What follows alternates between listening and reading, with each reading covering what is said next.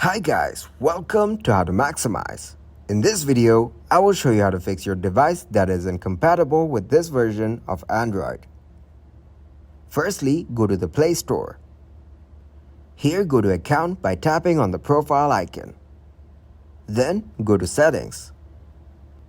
Next step is to go to Network Preferences. Here, set Auto Update Apps to Don't Auto Update Apps. Also, set Autoplay Videos to Don't Autoplay Videos. Under the About section, update the Play Store. After this, open Settings. Here, go to System Settings. Now go to Backup and Reset. Then you have to tap on Reset Phone, then reset all settings.